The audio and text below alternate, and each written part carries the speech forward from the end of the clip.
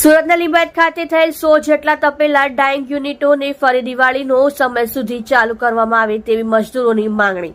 સુરતના લિંબાયત ઝોન વિસ્તારમાં મંગલા પાર્ક, મહાપ્રભુનગર, ગોવિંદનગર, રતનજી નગર સોસાયટીમાં 100 જેટલા તપેલા ડાઇંગ સીલ કરવામાં આવ્યા। લિંબાયત વિસ્તારમાં આ કામ સાથે 15,000 લોકો લગભગ સંકળાયેલા છે, જેથી લોકોને રોજીરોટી કામ વગર હેરાનગતિનો સામનો 5મો દિવસ સુધી કરી રહ્યા છે, જેથી સોસાયટીના રહીશો અને એસોસિએશન દ્વારા ખાસ અપીલ કરી રજૂઆત કરવામાં આવી જે સીલ ખોલવામાં આવે તપેલા ડાઇંગ દ્વારા બાહેંધરી લખી દિવાળી સુધી આ કામને ચાલુ રાખવામાં આવે, જેથી લોકોને રાહત મળે।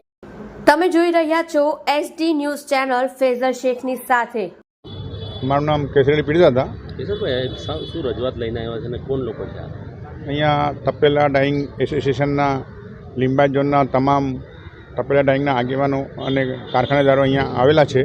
અહીંયા કોર્પોરેશને જે સીલિંગનું કામ ચાલુ કર્યું છે, તો અમારી એમને એટલી જ વિનંતી હતી કે ભાઈ દિવાળી સુધીનું ટાઈમ આપીને આ લોકોને નોટિસ આપતે તો આ લોકોને રોજીરોટીનો પ્રશ્ન નડતે નહીં। અને અહીંયા જે ડાઇંગને એક કારખાનામાં કમસે કમ 10 થી 20 કારીગરો છે, તેના અંદાજે તમે ગણી લો કે કેટલા બધા લોકોને રોજીરોટીની અસર પડી રહી છે, જે બિલકુલ ગેરવ્યાજબી છે। તેના માટે અમારી તંત્ર અને પ્રશાસનને ખાસ અપીલ છે કે આ લોકોને દિવાળી સુધીનો ટાઈમ આપો અને બાહેંધરી લખીને સીલ ખોલવાની કાર્યવાહી કરવામાં આવે એવી અમારી રજૂઆત છે। ઘણા વર્ષોથી આ તપેલા ડાઇંગ ચાલે છે, શું આમાં કંઈક રાજકારણ લાગે છે તમને? 15-20 વર્ષથી વિસ્તારમાં ડાઇંગનું કામ ચાલે છે, તપેલા ડાઇંગનું, અને આ હોમમેડ ઉદ્યોગ છે, ગૃહ ઉદ્યોગ ગણવામાં આવે છે આને।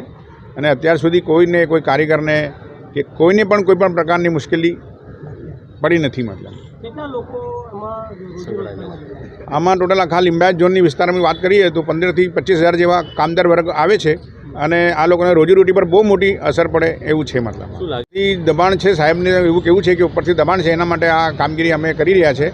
અને અમારી એટલી જ વિનંતી છે કે ભાઈ દિવાળી સુધી બધાને ટાઈમ આપીને યોગ્ય કરવામાં આવે એવી અમારી ખાસ રજૂઆત છે। ડેપ્યુટી કમિશનર સાહેબ પટેલ સાહેબને લિંબાયત ઝોનના છે, એમને અમે બધા મળીને રજૂઆત કરી છે।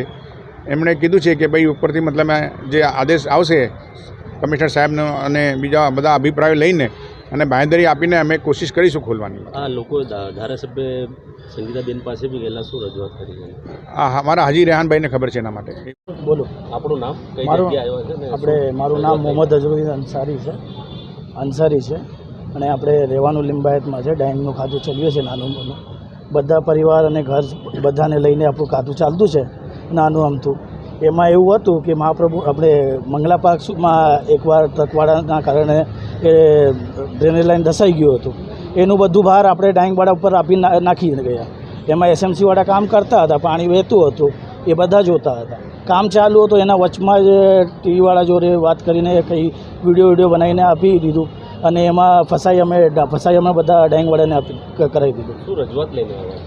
રજૂઆત એવું હતી કે ભાઈ કીધા વગર સીલ મારે છે।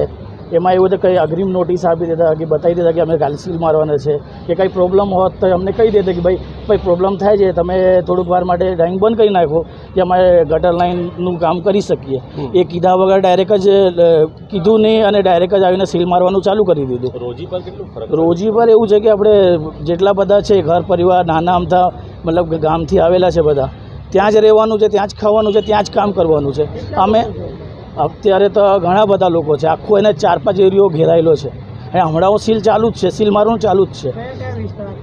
હમણાં તો મટકાવાલી ગલી અને આપણે મંગલા પાર્ક એ બધી જગ્યાએ ચાલતું છે, હમણાં લિંબાયતમાં વધારે પડતું ચાલતું છે।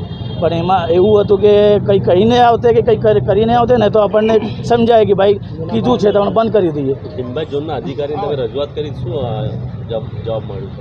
એમાં જવાબમાં એવું છે કે કંઈ માનવા માટે તૈયાર નથી। એ માનીને કોઈ ટાઈમ આપી દે કે ભાઈ અગ્રિમ નોટિસ આપી દે કે તમે આટલા દિવસમાં ખાલી કરી દો કે આટલા દિવસમાં તમને ચલવું છે કે નહીં ચલવું છે, એ પ્રમાણે અમે કંઈ કરી શકીએ છીએ। આટલા વર્ષથી આ તપેલા ડાઇંગ ચાલતી હતી, અમને જ આ લોકો એમ કરી શકો, કંઈ લાગે છે તમને? કંઈ એમાં એવું હતું કે ભાઈ આ નાની અમથી વાત હતી, ડ્રેનેજ લાઈન અગર બની જતે ને તો એમાં અમારે એનો વિડીયો વાયરલ કરી નાખ્યો, વિડીયો બનાવીને। વાત કોઈ લાંબી નહીં હતી, એક ડ્રેનેજ લાઈન તૂટવાના કારણે આપણું બધું કામ બગડી ગયું। એમાં SMC વાળા કામ કરતા જ હતા, એમાં એક માણસે વિડીયો બનાવીને વાયરલ કરી નાખ્યો, પણ ડાઇંગવાળા જેના પાણી વહે છે એ લોકોને કંઈ કહેવું જોઈએ, અગ્રિમ નોટિસ આપવું જોઈએ તમારી કે રજૂઆત છે ભાઈ કે એને ખોલો. હા. અને એમાંનું રજૂઆત એવું છે કે ભાઈ ખોલી નાખો, એમને તો થોડુંક ટાઈમ આપે કે ભાઈ આટલા દિવસ સુધી ચલવો કે તમે એટલા દિવસમાં તમે તમારો વારો કરી લો. તો અમે ઘર પરિવાર લઈને બેસેલા છે અહીંયા, ઘર પરિવાર